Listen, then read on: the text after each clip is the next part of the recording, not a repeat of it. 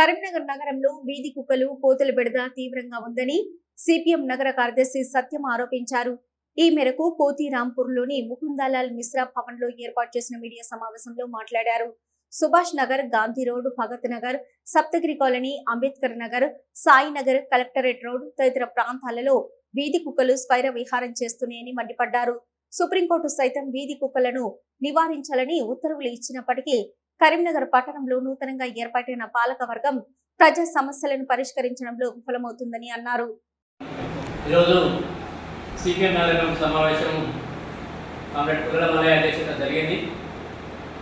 ఈ సమావేశంలో నగరంలో ఎదుర్కొంటున్నటువంటి సమస్యలపైన కూడా చర్చించడం జరిగింది.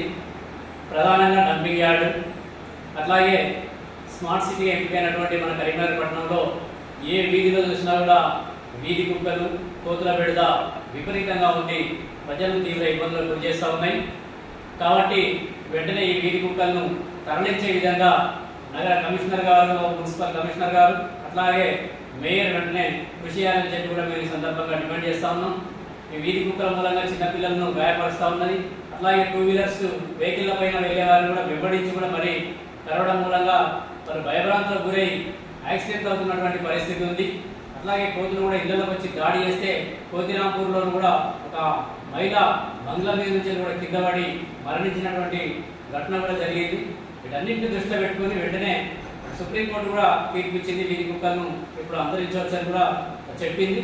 కాబట్టి దీనిపైన కుటుంబ నియంత్రణ చేస్తారా, లేదా వీధి కుక్కలను తరలించి ఎక్కడన్నా వితౌట్ ప్రాంతాలకు తరలిస్తారా, ఏదైతే కానీ నగర ప్రజలకు ఉపశమనం కలిగించే విధంగా చూడాలి. వీటి బెడద తీవ్రతరమైంది.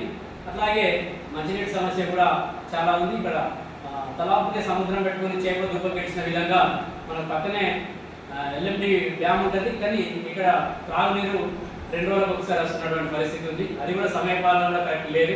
కొంచెం జ్యోతినగర్, విద్యానగర్, కొంత రిచ్ ఏరియాస్ అయితే మాత్రం రెగ్యులర్గా ఇస్తున్నారు. మిగతా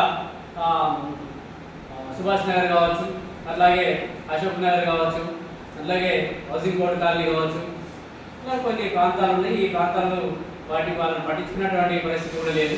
కాబట్టి వెంటనే అన్ని వార్డులను 24 గంటలు నీరు సౌకర్యం కల్పిస్తామని చెప్పారు. అట్లా ఆ విధంగా హౌసింగ్ బోర్డులో కూడా కల్పించినట్టు విధంగానే నగరం అంతా కూడా తాగునీటి సౌకర్యం కూడా ఎలాంటి కొరత లేకుండా నిర్దిష్టమైన టైంలో కూడా రెగ్యులర్గా వచ్చే విధంగా చేయాలి. ఒకసారి నల్ల వస్తుందంటే ఏ టైంకి వస్తుందో తెలియదు, ఎప్పుడు వస్తుందో కూడా తెలియదు. కొందరు పనులు, ఇంటి పనులు చేసే వాళ్ళు ఉన్నారు, బయటకు పోయి వృత్తి పనులు చేసుకునే వాళ్ళు ఉన్నారు, అట్లాగే షాపింగ్ ఎంప్లాయీస్ కూడా ఉన్నారు. కాబట్టి వాళ్ళ అవసరం ఉన్నప్పుడు రావాలి, కానీ వాళ్ళు బయట డ్యూటీ అయిన తర్వాత ఎప్పుడు వస్తే వృధా పోయేటువంటి పరిస్థితి ఉంటుంది. కాబట్టి పొద్దున టైంలో నిర్దిష్టంగా ఈ టైంకి వస్తుంది ఈ ఏరియాలో అనేది